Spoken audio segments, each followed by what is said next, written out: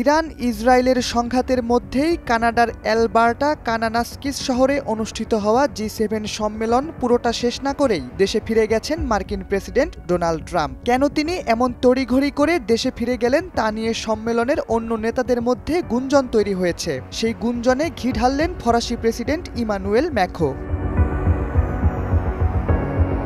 অনেক বিশ্লেষক বলছেন ইরান ইসরায়েলের মধ্যে সংঘাতের কারণেই তড়িঘড়ি করে দেশে ফিরেছেন ট্রাম্প, তবে এ নিয়ে স্পষ্ট কিছু জানা যায়নি। এদিকে ম্যাখোর মুখে ভিন্ন সুর। তিনি বলেছেন ইরান ও ইসরায়েলকে যুদ্ধবিরতির প্রস্তাব দিয়েছেন ট্রাম্প, যার মাধ্যমে উভয় পক্ষ আলোচনা ও মত বিনিময় করতে পারবে।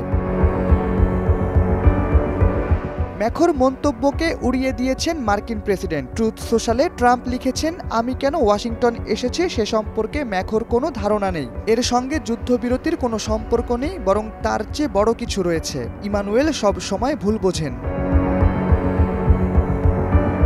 ট্রুথ সোশ্যালে ট্রাম্পের লেখা নিয়ে পরবর্তীতে ম্যাখো আর কিছু না বললেও যুদ্ধবিরতি নিয়ে তিনি বলেছেন, বৃহত্তর কোনো আলোচনা নতুন দুয়ার খুলতে পারে। এখন আমরা দেখব ট্রাম্পের প্রস্তাবে ইরান ও ইসরায়েল কি প্রতিক্রিয়া জানায়। যদি যুক্তরাষ্ট্র যুদ্ধবিরতি নিশ্চিত করতে পারে তাহলে এটি অত্যন্ত ইতিবাচক পদক্ষেপ হবে এবং ফ্রান্স সেটিকে সমর্থন জানাবে।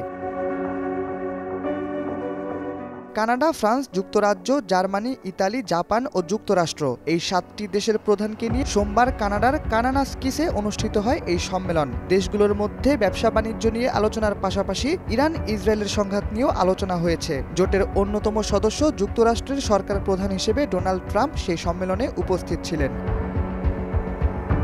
শাহরিয়ার আহমেদ, সময়ের আলো।